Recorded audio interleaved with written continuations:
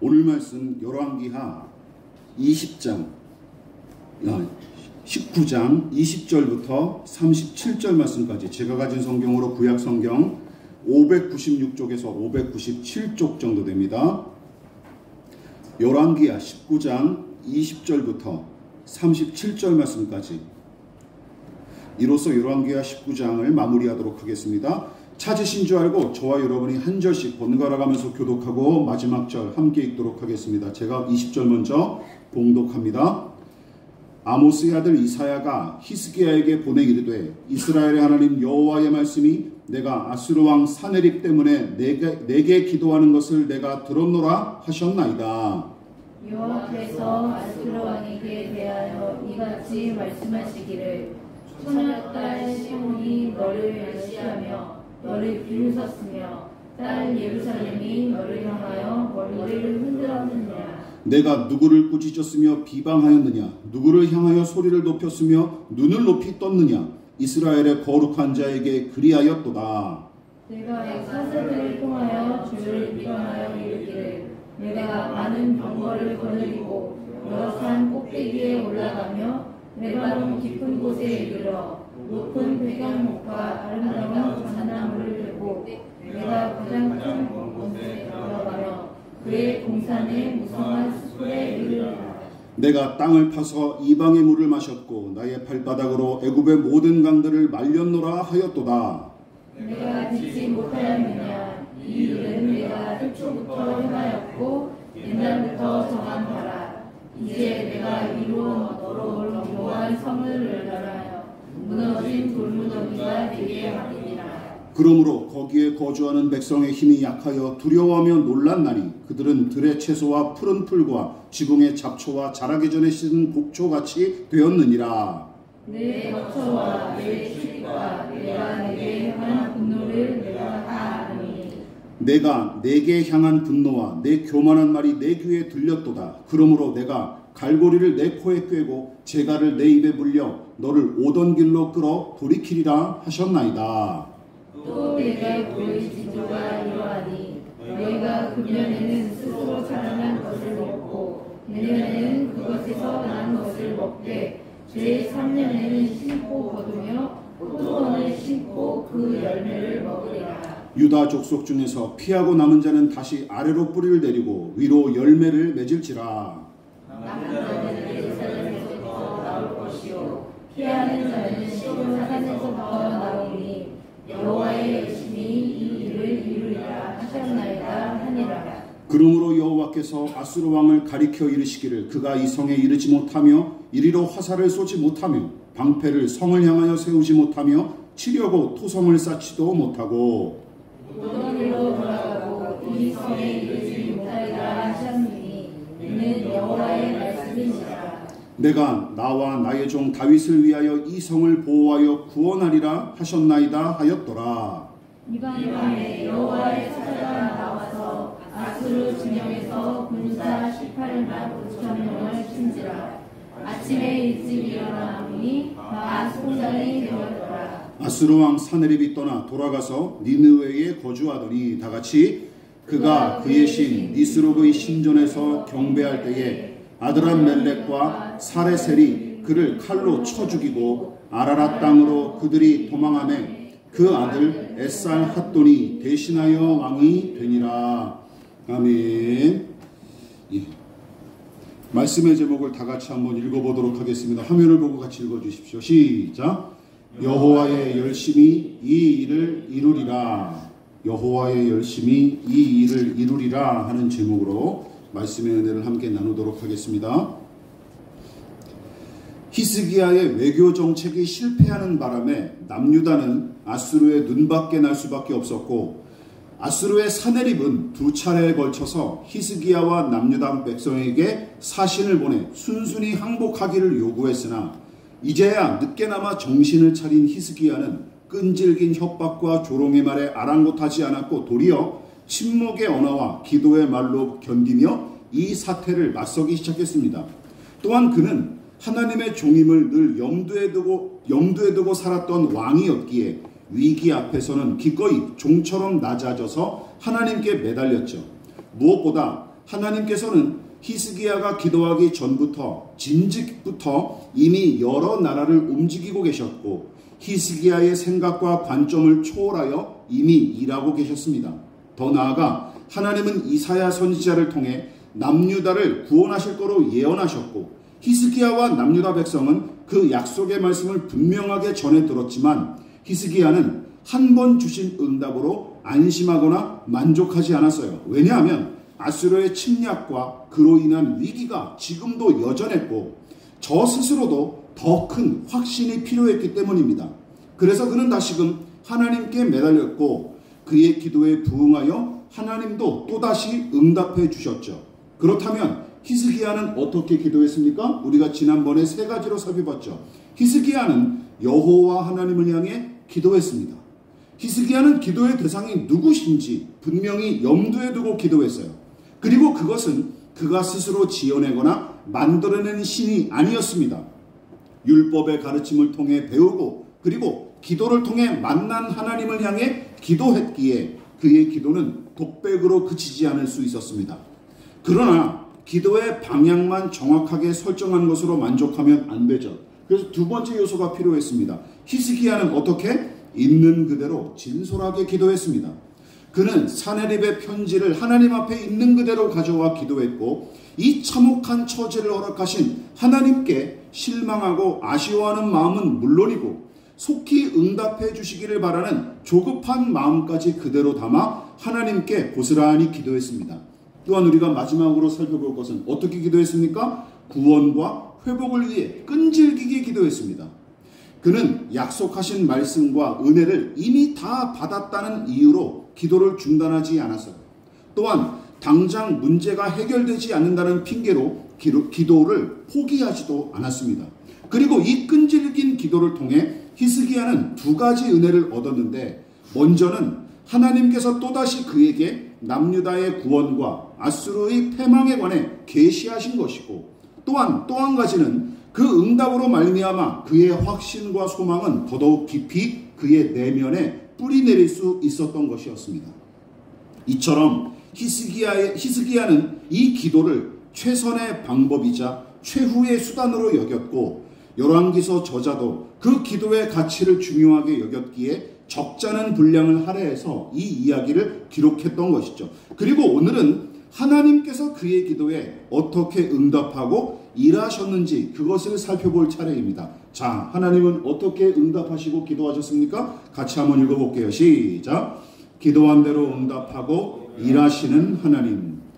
단순한 것 같지만 잘 들어보십시오. 하나님은 이사야 선지자를 통해 히스기야의 기도에 또다시 응답해 주셨고 그 응답은 20절부터 34절까지 무려 15개 구절에 걸쳐 장황하게 기록됐습니다.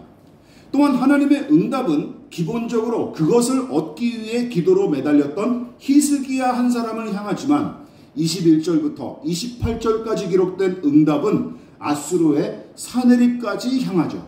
사네립을 향해서도 응답하신 거예요. 물론 사네립에 관한 예언은 결국은 히스기야를 위한 응답이므로 여기 등장하는 모든 응답이 히스기야에게 주어진 것으로 봐도 무방합니다. 자, 그렇다면 그 응답에 담긴 내용은 무엇입니까? 여러분들이 한번 눈으로 보세요. 우선 21절부터 28절까지 이어진 내용과 함께 32절과 33절 이 두 개 구절은 여호와 하나님을 우습게 여겨서 노골적으로 무시했던 사네립을 엄히 꾸짖고 아수르의 패배와 심판을 예고하신 내용입니다. 자, 그뿐만이 아니죠. 29절부터 32절까지 그리고 34절은 남유다의 구원과 회복에 관한 약속의 말씀입니다. 그 대표적인 구절이 바로 두 가지예요. 자, 25절 읽어볼까요? 자, 시작.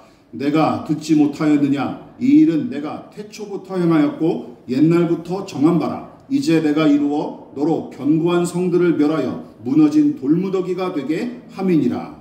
자, 34절 시작. 내가 나와 나의 종 다윗을 위하여 이 성을 보호하여 구원하리라 하셨나이다 하였더라. 자, 위에 25절은 아수르 왕들이 벌인 정복 전쟁의 승리와 이 영토 확장이 그들의 힘으로 된 것이 아니라 하나님께서 미리 정하신 일임을 피력한 내용이고 34절은 예루살렘을 비롯한 남유다를 아수르의 침략에서 보호하여 구원하시겠다는 약속의 말씀이에요. 그러니까 대상이 달라요. 위의 구절은 누구에게 하신 말씀이에요? 아수르의 사네립에게 하신 말씀이고, 밑에 구절은 히스기야에게 직접적으로 주신 예언의 말씀이에요.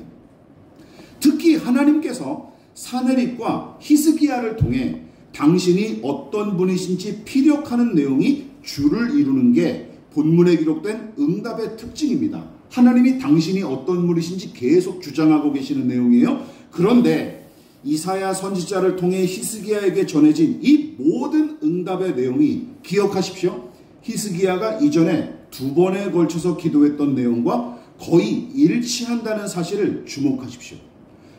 그가 기도했던 내용을 우리가 다시 한번 대표적인 구절을 한번 곱씹어 볼까요? 자, 19장입니다. 같이 읽어보겠습니다. 시작. 그 앞에서 히스기야가 기도하여 이르되, 그룹들 위에 계신 이스라엘의 하나님 여호와여, 주는 천하 만국의 홀로 하나님이시라. 주께서 천지를 만드셨나이다. 여호와여, 귀를 기울여 들으소서. 우리 하나님 여호와여, 원하건대 이제 우리를 그의 손에서 구원하옵소서. 앞서 두 왕을 향해 계시하신 구원과 심판의 말씀이 히스기야의 기도에 대한 응답으로 매우 잘 어울리죠. 자, 그렇다면 그가 기도로 의지했던 하나님은 어떤 분이었습니까? 우리가 살펴보지 않았습니까? 같이 한번 천천히 읽어볼까요? 시작. 살아계신 하나님, 들으시고 응답하시는 하나님, 모든 것 위에 뛰어나신 권능의 하나님, 구원하시는 하나님, 천지 만물의 창조주. 자, 이 히스기야에게 베풀어 주신 응답에 이 모든 내용이 또 다 같이 스며들어 있어요. 히스기야는 바로 이 하나님을 염두에 두고 기도했던 것이죠. 이처럼 히스기야가 율법으로 배우고 기도로 만났던 그 하나님을 향해 구원해 주십사 기도했을 때, 그가 기도한 대로 하나님께서는 당신의 영광과 권능과 은혜를 나타내 주실 거로 약속하십니다. 여러분, 여기서 기억하십시오. 하나님은 합당한 기도에 반드시 합당하게 응답하십니다. 믿으십니까? 합당한 기도에 반드시 합당하게 응답하세요. 그리고 이것이야말로 우리 믿는 자들이 누리는 가장 큰 은혜이자 궁극적 소망임을 명심하십시다. 그러나 단순히 기도의 형식만 취한 거로 만족하면 안 되죠. 하나님의 응답과 일하심은 히스기야와 사네립의 서로 다른 태도에 맞춰서 사뭇 다른 형태로 나타나고 응답이 됩니다. 자, 그래서 두 번째 교훈으로 한번 읽어보겠습니다. 시작. 대접받은 대로 응답하고 일하시는 하나님. 여러분, 기도의 모양과 형식과 횟수 그 자체는 그다지 이게 중요하지만 그렇다고 이게 가장 중요한 것은 아니에요. 그보다 더 중요한 기도의 요소는 기도의 내용과 방향이고, 그것 못지않게 중요한 것이 무엇이냐? 기도하는 자의 마음가짐과 태도입니다. 기억하십시오. 자, 무슨 말인지도 모를 내용을 주문처럼 외우면서 중언부언 기도하고, 누구를 향해 기도하는지 알지도 못한 채 주야장천 기도한들, 여러분, 이게 무슨 소용입니까? 이거를 뭐라 그래요? 주문이라 그러는 거예요. 이런 기도를 뭔지도 모르고 그냥 뇌까리는 거. 예, 내가 누구에게 기도하는지도 알지도 못한 채 그냥 맹목적으로 막 주절주절 되는 거, 이거를 바로 주문이라 그러는 거, 미신적 기도라고 하는 것이죠. 또한 하나님을 사랑하거나 공경하는 마음 하나도 없이 그저 소원 성취를 위해서만 기도하는 것도 겉으로는 경건한 체하며 기도하기 때문에 사람들을 속일 수 있을지언정, 여러분, 하나님까지 속일 수는 없습니다. 믿으십니까? 하나님을 속일 수는 없습니다. 그러나 히스기야는 하나님을 공경하고 사랑하는 마음으로 기도했으며, 특히 그분 앞에 자신을 바짝 낮춰서 기도했던 그의 모습과 태도를 한번 다시금 떠올려 보십시다. 19장 1절이죠. 자, 시작. 히스기야 왕이 듣고 그 옷을 찢고 붉은 배를 두르고 여호와의 전에 들어가서 왕의 권위와 체면 따위 다 내려놓은 채 가장 가난하고 비천한 자처럼 자신을 낮추고 성전에 들어간 히스기야의 모습이 인상적입니다. 거짓골로 들어간 거예요. 그러니까 거짓골로. 이와 같은 중심과 태도가 뒷받침된 상태에서 올려드린 그의 기도였기에 하나님께서도 그 기도를 기뻐하며 응답하신 게 틀림없어요. 다시 말해 본문은 단순히 남유다가 아수르의 침략에서 구원받은 이야기가 아닙니다. 히스기야가 하나님의 권능과 지혜와 영광과 은혜를 드높이고 신뢰한 만큼 하나님도 당신의 지혜와 영광과 은혜를 그와 그의 백성에게 나타내 보이신 이야기로 봐도 무방한 것이죠. 자, 그러니까 이렇게 단순하게 요약할 수 있어요. 히스기야는 하나님을 하나님답게 대접해 드렸으며 기도에 드린 까닭, 기도했던 까닭에 하나님께서도 히스기야에게 대접받으신 대로 당신의 영광과 권능과 은혜를 충만히 나타내셨던 것입니다. 대접받으신 대로 대접해 주신 거예요. 그러나 정반대의 경우도 본문에 함께 등장하죠. 그게 누굽니까? 그 주인공이 바로 아수르 왕 사네립이죠. 여러분, 그가 랍사게를 비롯한 자기 신하들을 통해 얼마나 여호와 하나님을 무시하고 조롱했는지 떠올려 보십시오. 18장의 내용을 다시금 한번 떠올려 보도록 하겠습니다. 자, 어떻게 조롱했습니까? 시작. 민족의 모든 신들 중에 누가 그의 땅을 내 손에서 건졌기에 여호와가 예루살렘을 내 손에서 건지겠느냐 하셨느니라. 이게 누구의 말이에요? 랍사게가 전한 사네립의 말이에요. 이 구절에 담긴 뜻이 무엇입니까? 이런 거예요. 제가 의역을 내봤습니다. 여러 민족의 신들이 나와 내 군대를 막지 못하고 다 무릎을 꿇었는데 여호와 따위가 너희를 지켜줄 거로 믿느냐? 라는 거예요. 여호와도 내 앞에서는 별거 아니다. 이처럼 여호와 하나님을 조롱하고 빈정대는 내용이 18장부터 19장까지 계속 이어진 겁니다. 이거 대표적인 구절 하나만 뽑은 거예요. 그러니까 사네립은 히스기야와 정반대로 여호와 하나님을 죽은 신, 죽어있는 신, 혹은 사람의 손으로 만들어진 신, 설령 살아있는 신일지라도 제 백성조차 돌보지 못할 정도로 허약하고 무능한 신으로 취급하며 빈정된 거예요. 허약하고 무능한 신. 너네 신은 살아있을지라도 우리 아수르 신보다는 무능하다라고 얘기한 것이죠. 그런데 본문에 기록된 하나님의 응답은 사네립의 조롱을 역으로 꾸짖는 내용이 꽤 많은 분량을 차지하는 것입니다. 그래서 하나님께서는 당신의 영광과 권능과 은혜를 신뢰했던 히스기야의 기도에 응답하시고 마침내 남유다의 승리와 구원과 회복으로 응답하며 일하셨죠. 하지만 반대로 당신을 무능하고 허약한 신으로 조롱하며 오만방자했던 사네립한테는 어떤 일을 대가를 치르게 하셨어요? 아수르 병사 18만 5천 명이 하룻밤 사이에 몰살당하는 참극을 선사하셨고 종국에는 자기 아들들의 손에 죽임당하는 비극으로 그에게 갚아주십니다. 맨 마지막에 등장하는 사네립을 죽인 당사자들이 누구냐면 그 자식들이에요. 자식들. 이것으로 갚아주셨습니다. 예수님의 가르침이 이 원리를 아주 잘 보여주죠. 어떤 것입니까? 다 유명한 말씀이죠. 시작. 남에게 대접을 받고자 하는 대로 너희도 남을 대접하라. 이거를 뭐라 그러죠? 황금률이라 그러죠. 황금률. 이것은 황금률로 널리 알려진 이 가르침은 기억하십시오. 인간관계뿐만 아니라 하나님과 교제할 때도 적용해 봄직한 원리입니다. 믿으십니까? 여러분 기억하십시오. 하나님께서도 대접 받으신 대로 대접하십니다. 믿으십니까? 대접 받으신 대로 대접하세요. 물론 당장 그리 아니하실지라도 종국에는 그렇게 일하실 것입니다. 여러분 이 믿음으로 범사의 하나님을 인정하며 살아가는 저와 여러분 되시기를 주님의 이름으로 부탁을 드리겠습니다. 또한 하나님의 응답과 일하심이 누구를 통해 나타나는지 우리 세 번째로 살펴보도록 하겠습니다. 자, 시작. 작고 약한 것을 통해 응답하고 일하시는 하나님. 여러분 본문에 기록된 하나님의 응답은 대체로 두 사람을 향한다고 제가 말씀드렸죠. 우선 하나님께서 직접적으로 응답하신 대상은 남유다의 히스기야 왕이고 또한 하나님을 조롱했던 사네립을 향해서도 당신의 뜻을 계시하십니다. 그런데 이쯤에서 여러분들에게 한번 물어보십시다. 한번 마음속으로 한번 대답해 보십시오. 히스기야는 이사야 선지자를 통해 하나님의 응답을 직접적으로 전해들은 게 틀림없었겠지만 하나님께서 아수르의 사네립을 향해서도 당신의 뜻을 직접 들려주셨을까요? 어떻겠습니까? 직접 들려주셨을까요? 아닙니다. 본문에 그런 정황이 안 나와 있어요. 문맥상 사내립이 이 계시의 말씀을 직접 들었을 거로 생각하기가 어렵습니다. 그렇다고 히스기야가 사내립의 협박 편지를 받은 뒤에 내내 침묵만 지키면서 잠수 탔을 리는 없죠. 이거는 외교상 큰 결례죠.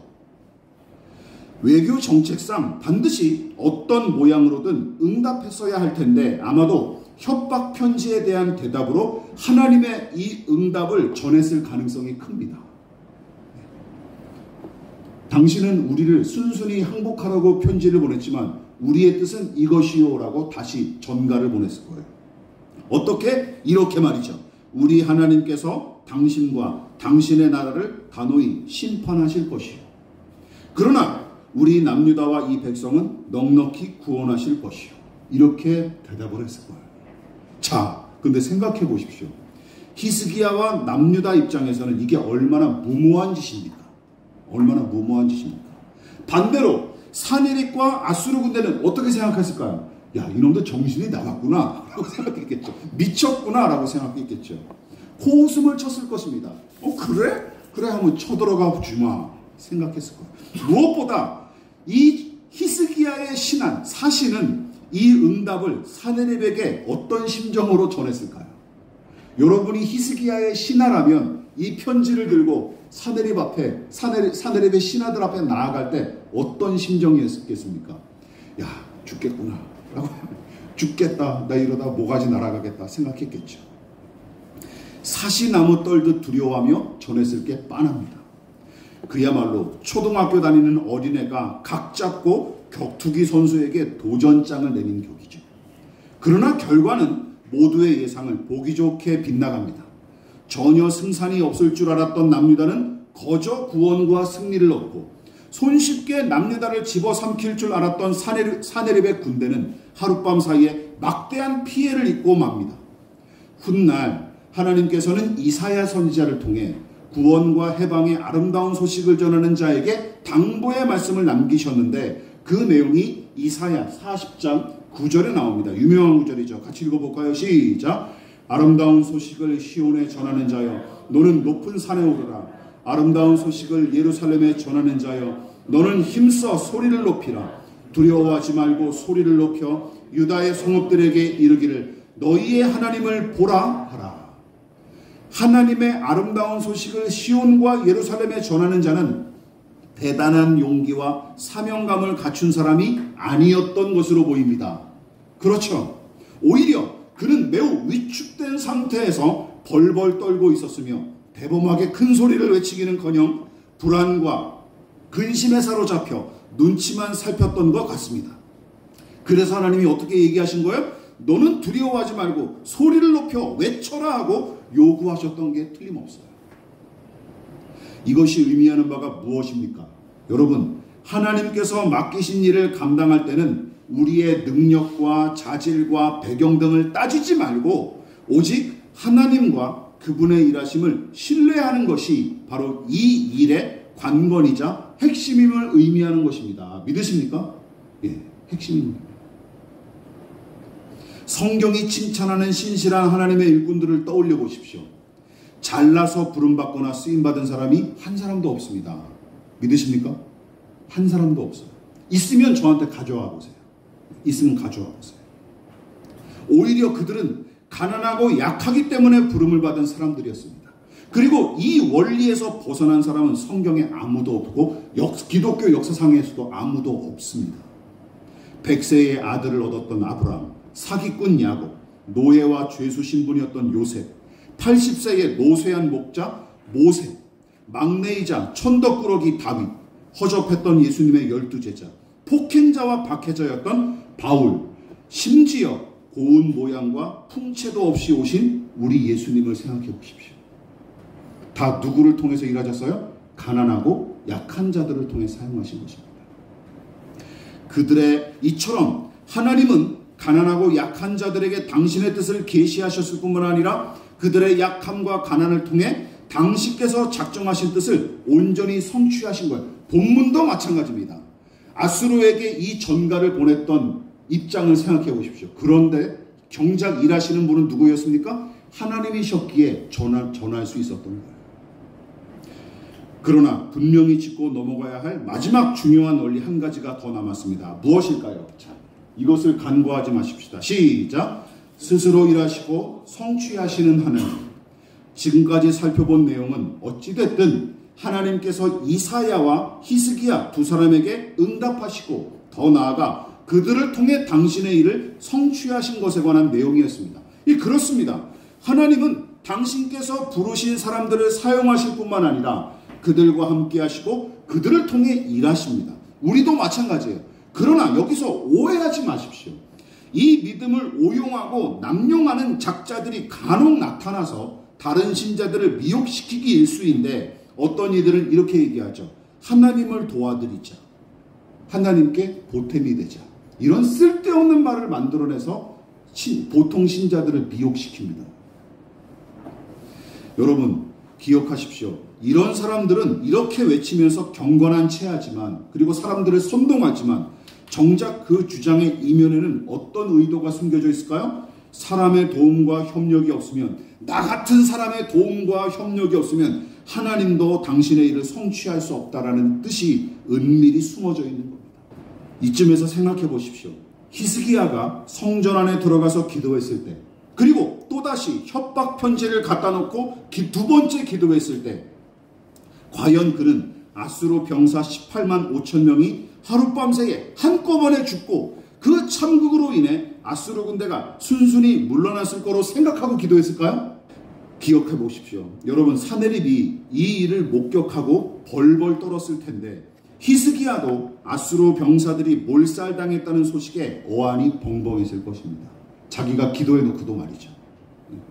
다시 말해 사네립은 전혀 예상하지 못한 봉변을 당한 탓에 완전히 붕괴됐을 테고 히스기야도 하나님의 구원을 어렴풋하게나마 예상했었겠지만 이렇게까지 놀랍게 일하실 줄은 전혀 예상치 못했던 게 틀림없습니다. 무엇보다 하나님께서 사네립을 꾸짖기 위해 친히 말씀하신 내용이 스스로 일하시고 성취하시는 하나님에 관해 아주 잘 보여줍니다. 여러분 25절의 말씀을 다시금 살펴보십시다. 자 시작! 내가 듣지 못하였느냐? 이 일은 내가 태초부터 행하였고 옛날부터 정한 바라. 앞서 언급했다시피 아수르가 벌인 정복전쟁의 승리와 영토 확장이 그들의 힘과 지혜로 이루어진 게 아니라 오히려 애초부터 하나님께서 계획하신 일이었고 그분의 허락 안에서 일어난 일임을 피력하신 말씀입니다. 누구의 정복전쟁까지? 저 이방 나라인 아수르의 정복전쟁까지 하나님의 주관 하에 있었다라는 거예요.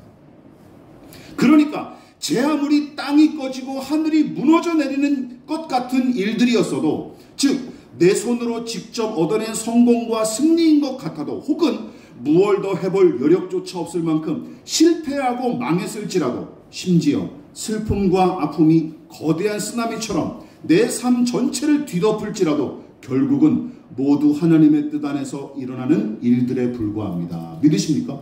이것이 우리의 믿음이어야 돼요. 남유다의 구원에 관해서도 마찬가지입니다. 31절을 같이 읽어볼까요? 남은 자는 예루살렘에서부터 나올 것이요 피하는 자는 시온산에서부터 나오리니 여호와의 열심히 이 일을 이루리라 하셨나이다 하니라. 시온과 예루살렘의 생존자를 남겨두시고 마침내 온전한 구원과 회복을 성취하실 주체가 누구십니까? 히스기야 혹은 이사야 선지자입니까? 31절은 이 모든 일을 처음부터 끝까지 이루시는 주인공이 여호와 하나님이심을 강력하게 주장하고 있습니다. 물론 히스기야의 기도와 헌신은 매우 중요한 요소로 작용하는데 그로 인해 남유다는 하나님의 응답을 받고 마침내 구원을 얻기 때문이죠. 그러나 명심하십시오. 하나님의 뜻과 의지가 그의 기도보다 훨씬 더 중요합니다. 믿으십니까? 하나님의 의지가 더 중요해요. 이 원리는 그리고 오늘날 교회들과 신자 각 개인에게도 예외 없이 적용되는 것입니다. 하나님의 일은 하나님이 하십니다. 믿으십니까? 그리고 우리가 기대하고 의지할 바는 우리의 열심보다 하나님의 열심임을 저와 여러분 명심하시기를 주님의 이름으로 부탁을 드리겠습니다. 말씀을 마무리하도록 하겠습니다. 남유다의 이 거대한 승리와 구원은 어디서부터 비롯된 것입니까? 남유다 백성의 애국심이나 신앙심입니까? 혹은 히스기야의 기도 때문에 승리와 구원을 얻은 것일까요? 예, 물론 하나님께서 그의 기도를 통해 일하신 면이 없지 않지만 정직하게 본문을 들여다보면 남유다의 구원과 승리는 9999.9% 이상이 하나님 덕택입니다. 믿으십니까? 다 하나님 덕택이에요. 그런데도 성경은 마치 히스기야의 기도가 결정적인 요소인 것처럼 기록했습니다. 왜일까요?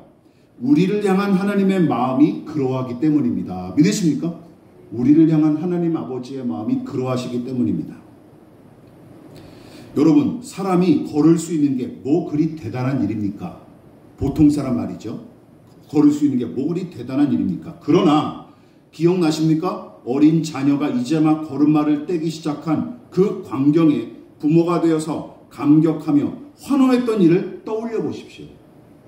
별거 아닌 일을 했어도 마치 대단한 일을 한 것처럼 축혀 세웠던 부모의 심정이 믿음의 사람들이 행한 작은 순종 하나에도 매우 기뻐하며 축혀 세우시는 이가 우리 하나님이심을 여러분 기억하십시다. 그래서 성경은 히스기야의 기도를 그렇게 많이 집중적으로 하려 했던 거예요. 그래서 하나님께서는 신자가 무슨 일을 만나든지 다음과 같이 행하기를 마지막으로 예레미야 선지자들을 통해 요구하고 계십니다. 같이 읽어보겠습니다. 시작. 이를 행하시는 여호와, 그것을 만들어 성취하시는 여호와, 그의 이름을 여호와라 하는 이가 이와 같이 이르시도다. 너는 내게 부르짖으라. 내가 내게 응답하겠고 내가 알지 못하는 크고 은밀한 일을 내게 보이리라. 오직 하나님만이 세상 만사를 주관하시고 작정하신 뜻을 홀로 성취해 가시지만 기도하는 믿음의 사람과 당신의 뜻을 함께 나누실 뿐만 아니라 작정하신 당신의 뜻을 그들과 함께 완성해 가실 거로 약속하신 말씀입니다. 하나님께서 그렇게 하기로 하신 거예요. 은혜로 말이죠. 근데 그거 가지고 까불면 안 되죠. 이 영광과 은혜가 우리에게 주어진 것임을 신뢰하십니까? 우리에게 얼마든지 응답하시는 하나님, 우리와 더불어 동행하시고 동역하기를 기뻐하시는 하나님을 저와 여러분이 범사에 인정하고 경배하며 살아갈 수 있기를 진심으로 축원을 드리겠습니다. 그러므로 너희는 이렇게 기도하라. 하늘에 계신 우리 아버지, 아버지의 이름을 거룩하게 하시며 아버지의 나라가 오게 하시며 아버지의 뜻이 하늘에서와 같이 땅에서도 이루어지게 하소서. 오늘 우리에게 일용할 양식을 주시고 우리가 우리에게 잘못한 사람을 용서하여 준 것 같이 우리 죄를 용서하여 주시고 우리를 시험에 빠지지 않게 하시고 악에서 구하소서. 나라와 권능과 영광이 영원히 아버지의 것입니다. 아멘.